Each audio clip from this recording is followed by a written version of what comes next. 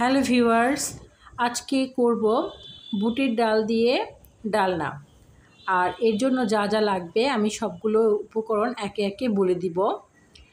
আমি ডালটা আগে ভিজিয়ে রেখেছিলাম, পরে এটা বেটে নিয়েছি। আর চুলাতে জল ফুটতে দিয়েছি।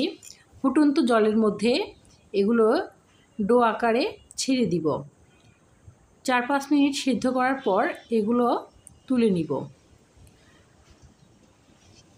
দেখতে পাচ্ছেন এগুলো ভালোভাবে সিদ্ধ হয়ে গেছে।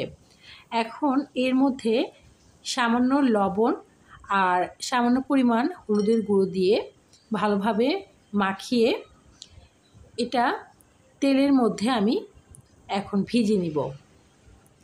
সবগুলো দিয়ে দিচ্ছি একসাথে সবগুলো দিয়ে এটা ভালোভাবে ভেজে নিতে হবে। ভাজা হয়ে গেছে, এখন তুলে নিয়েছি। আর তেলের মধ্যে আলুগুলোকে ভালোভাবে ভেজে নিতে হবে। আলু আর ডালের বড়া ভাজা হয়ে গেছে। এখন তেলের মধ্যে জিরে, শুকনো মরিচ আর তেজপাতা ফোড়ন দিয়ে নিচ্ছি। আর এর মধ্যে দিয়ে দিব আদা বাটা দিয়ে এটা ভালোভাবে নেড়ে এর মধ্যে ভেজে রাখা আলুগুলো দিয়ে দিব। দিয়ে দিচ্ছি শুকনো মরিচের গুঁড়ো আর দিব হলুদের গুঁড়ো। স্বাদ মতো লবণ দিয়ে দিলাম। মশলা সমেত এটা ভালোভাবে নেড়ে সামান্য পরিমাণ জল দিয়ে দিব মশলাটা কষানোর জন্য। ভালোভাবে কষে গেলে এখানে ঝোলের জন্য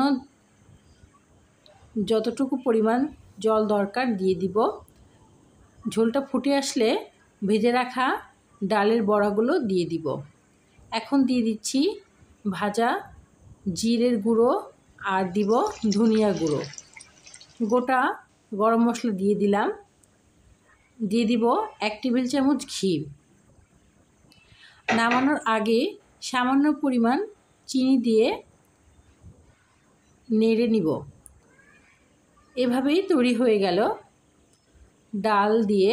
বুটের ডাল দিয়ে ডালনা। তো বন্ধুরা, কেমন লাগলো আমার এই রান্নাটি অবশ্যই কমেন্ট করে জানাবেন। ধন্যবাদ সবাইকে।